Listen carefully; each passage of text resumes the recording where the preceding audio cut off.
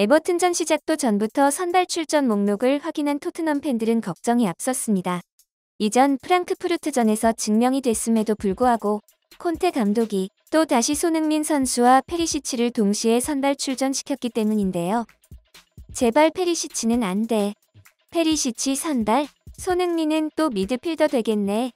라며 콘테는 저번 경기를 보고도 아직 깨닫지 못한 거냐며 분노를 터뜨렸죠.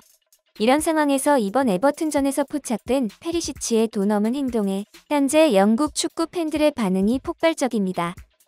페리시치가 서 있던 위치 때문에 손흥민 선수가 이렇게 될 수밖에 없었다며 2대0으로 이겼음에도 경기 후에도 분노는 사그라들 줄 몰랐는데요. 한번 자세히 알아보겠습니다. 손흥민 선수는 이번 시즌 개막 이후 계속 지지부진한 성적을 보였었죠. 전문가들은 갑자기 부진한 성적을 보인 배경에 윙백 페리시치와의 부조화가 영향을 끼치고 있다는 분석이 나왔는데요. 영국 팀토크는 15일 새로 영입된 페리시치가 오히려 손흥민의 플레이를 방해하고 있다면서 팀 입장에서는 페리시치를 영입한 건 성공적이라는 평가를 받고 있으면서도 다른 측면에선 손흥민의 퍼포먼스에 영향을 끼치고 있다고 지적하기도 했죠.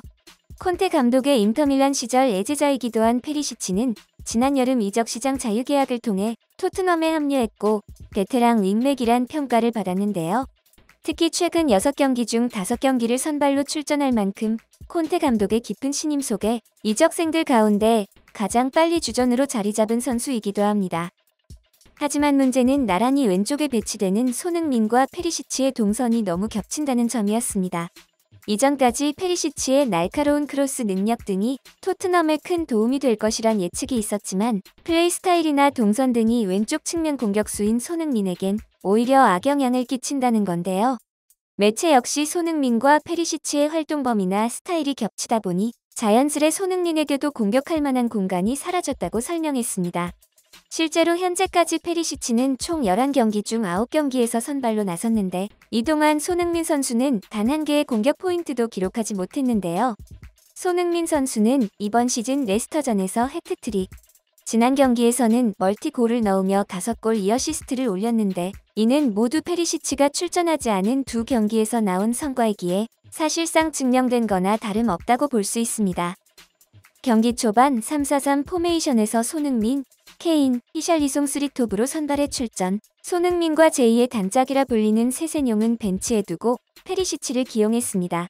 이로 인해 페리시치와 손흥민의 동선이 완전히 겹치면서 한 선수가 올라가면 다른 한 선수가 내려와서 자리를 메꾸는 방식으로 진행되는 바람에 토트넘의 공격 패턴이 굉장히 단조롭고 느려지는 결과를 가져왔습니다.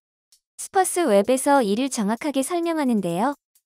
손흥민 선수에게 7점이라는 무난한 평점을 부여하면서 위협적인 드리블과 1대1 공격에 대해 매우 인상적이라는 평가와 페리시치가 깊게 들어가면서 윙백 플레이를 했다는 것입니다. 현지에서도 윙백인 페리시치가 스트라이커인 손흥민 선수보다 더 공격적인 포지션에 가 있고 심지어는 원톱 자리에 서버리며 손흥민 선수가 페리시치의 빈자리를 메꾸기 위해 윙백의 위치로 넘어가 빌드업에 참여하고 있는 것이 눈에 띌 수밖에 없었죠. 즉, 절대적인 공격 찬스가 줄어든 데에는 페리시치와의 준 문제라는 것은 이제 명확해졌는데요. 바로 직전 프랑크푸르트전과 비교해보면 프랑크푸르트전에서 손흥민 선수는 6개의 슈팅을 날렸고 100% 유효 슈팅으로 이어지며 멀티골을 기록한 반면 에버튼 경기 데이터에서는 윙백 크로스맨으로 전락해버린 상황이었습니다. 또한 나인팀인 또한 손흥민 선수에게 저조한 평점인 5점을 부여하면서 침투할 수 있는 공간이 거의 없었다는 평가를 했는데요. 이는 전술적으로 봤을 때 페리시치와의 공존 문제가 여전하다는 것을 보여주고 있죠. 또 손흥민 선수에게 인색한 평가를 내려온 이브닝 스탠다드는 손흥민 선수에게는 8점, 페리시치에게 6점을 부여하며 매우 공감되는 평가를 남겼는데요. 손흥민 선수에게는 결승골을 넣은 케인과 같은 8점을 부여하며 손흥민은 주중 2골을 넣은 후에도 여전히 날카로웠고 파이널 서드에서 끊임없이 위협적이었다고 한 반면 페리시치에게는 크로스가 위협적이긴 했으나 프리미어 리그에서 아직 그의 족적을 제대로 남기지 못했다고 저평가했습니다. 이러한 평가로 미루어 보아 손흥민 선수는 못한 게 아니라 골이나 공격 포인트가 없었던 것뿐이라는 걸 알 수 있는데요. 팀의 에이스로서 결코 부족하지 않은 경기력을 보여주었다면서 7점대 이상의 평가를 낸 매체들이 다수 있었습니다. 실제로 상대팀이었던 에버튼의 램파드 감독은 토트넘의 공격적인 플레이를 무조건 막겠다는 생각으로 5-3-2 포메이션을 준비했습니다. 그가 인터뷰에서 말한 것처럼 토트넘의 미스 기회를 잘 살렸다면 어떻게 됐을지 알 수 없었던 경기였죠. 페리시치에게서 네임드에 걸맞는 플레이가 나오는 것은 시간이 해결해 줄 수 있는 문제지만 콘테의 전술적으로 페리시치를 활용하는 것에서 손흥민 선수가 피해를 보는 것은 확연히 보이고 있죠. 손흥민 선수와 연계 장면에서 속도적 미흡함과 간결하지 못한 플레이가 눈에 띄었는데요.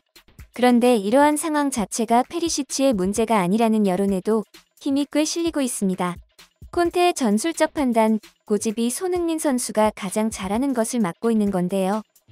우선 성적으로만 봤을 때 이번 시즌 10경기 중 승점 23점으로 콘테 감독은 토트넘 역사상 최고의 출발을 이끌고 있다는 평가가 있습니다. 데이터 매체 옵타에서는 현재 토트넘은 가장 높은 성적을 기록하고 있으며 경쟁력 있는 상황임에 틀림없다는 이야기를 했는데요. 하지만 이는 콘테 감독의 관점에서 막 그렇게 좋은 상황도 아닙니다. 앨런 시어러와 팀 하워드는 토트넘이 리그 3위를 기록 중임에도 불안한 이유는 손흥민, 케인의 조합이 가진 위력 때문이라고 주장했는데요. 이 둘의 환상 조합이 오히려 토트넘의 약점이 되기도 한다는 것입니다. 시어러는 손흥민과 케인이라는 두 선수가 있기에 토트넘의 장기라고 할 수 있는 깊게 내려앉아 수비를 한 후 역으로 치고 올라가는 플레이가 이 둘이 있기 때문에 가능하다고 주장합니다. 팀 하워드 또한 토트넘이 상위권을 차지하고 있음에도 불안하고 긴장되는 팀이라고 분석했는데요. 토트넘은 현재 순항 중에 있지만 이 성적이 과연 손흥민, 케인 없이 가능한 거냐고 물어보면 단연코 그렇지 않을 겁니다. 토트넘은 현재 살인적인 경기 스케줄을 소화하고 있죠. 손흥민의 두 번째 단짝 쇄신용의 연속 선발이 부담되기도 하고 작정하고 수비를 준비한 에버튼을 상대하는 데 있어 페리시치의 깊게 파고드는 크로스는 꽤나 유혹적인 선택지였을 겁니다. 그렇지만 결과적으론 서로 지루하게 공방전만 펼치는 전반전이 되었죠. 그러나 이에 대한 돌파구 또한 후반전 히샬리송의 부상으로 공격수인 히샬리송 대신 미드필더 이브 비수마로 교체의 3-5-2 포메이션으로 변경하면서 손흥민과 페리시치의 공존 가능성도 제기되었는데요. 3-4-3 포메이션일 때는 손흥민 선수와 페리시치의 포지션이 겹쳐 애매했지만 3-5-2 포메이션으로 바뀌면서 페리시치에게 왼쪽 측면을 전부 맡겨버리자 선수들이 겹치지 않고 더 많은 공간을 점유하면서 에버튼을 공략할 수 있었던 것이죠. 이러한 상황에서도 손흥민 선수는 중요하지 않고 좋은 성적을 내고 있어 기대감이 높아 그런 것 같다는 발언을 했는데요. 자신의 역량을 마음껏 뽐내게 해주는 전술이 아님에도 불구하고 에이스로서 큰 공헌을 하는 팀 플레이를 하며 콘테 감독을 옹호하는 모습을 보였습니다. 풋볼 런던에서는 이번 경기도 콘테 감독에 의해 손흥민 선수가 전술적으로 희생된 와중에도 놀라운 지능적 플레이로 팀에 어떻게 기여할 수 있는지를 보여줬다고 보도했는데요. 손흥민은 놀라운 경기력으로 토트넘의 승리에 기여했다.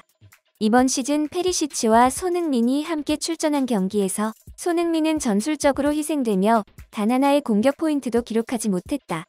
하지만 전술적인 희생을 하고도 놀라운 패스 성공률, 크로스, 드리블을 보여주며 공격을 이끌었고 전술과 자신의 역할에 따라 변화하는 놀라운 축구 지능을 보여준 경기다라고 언급했습니다. 상대인 램파드 감독 또한 손흥민의 축구 지능에 감탄했다고 밝혔는데요. 손흥민과 케인의 조합은 오늘도 위협적이었다. 가장 위협적이었던 건 손흥민의 지능적인 움직임이었다. 프랑크푸르트전에서 보여준 움직임과는 완전히 달랐다. 그는 전술과 상대팀에 따라 자신이 어떤 역할을 해야 되는지 명확하게 아는 것 같았다고 극찬을 아끼지 않았습니다. 이어 프랑크푸르트가 라인을 올렸다가 손흥민에게 당했다는 사실을 받기에 손흥민을 견제하는 것에 집중했는데 그는 견제를 즐기는 것처럼 보였다. 드리블과 간결한 패스를 통해 압박을 흘려넘겼으며 EPL 역사상 가장 축구 지능이 높은 선수라고 봐도 무방하지 않을까 싶다라고 덧붙였습니다. 손흥민 선수가 스트라이커로서 빛을 내진 못했지만 페리시치가 들어온 상황에 맞게 팀의 부족해진 부분을 적절하게 커버했기에 토트넘에게 졌다는 것이죠. 가디언을 비롯한 현지 매체들은 후반 3-5-2 전술이 현재 팀에 가장 적합하다고 강조하고 있는데요. 페리시치가 뛰는 것이 어쩔 수 없는 거라면 3-5-2 포메이션을 통한 페리시치와의 공존이 더 가능성이 높아 보이는 것이죠. 실제로 겹치는 구역이 현저히 줄어 각 선수가 활약할 수 있는 공간이 늘어난 것이니까요. 이번 경기 최고의 선수로 뽑힌 호이비에르도 3-5-2 전술로 미드필더가 추가되어 볼을 소유하는 데 더 도움이 되었다는 의견을 밝히기도 했는데요. 다음은 20일 맨체스터 유나이티드와의 경기가 예정되어 있는 상황. 팀 스쿼드상 가동하기 힘든 3-4-3 전술이 아닌 3-5-2 전술이 낫다는 현지 전문가들의 평가대로 페리시치의 출전 여부를 떠나 손흥민 선수가 맨유를 상대로 더 넓은 공간에서 마음껏 날뛰길 바랍니다.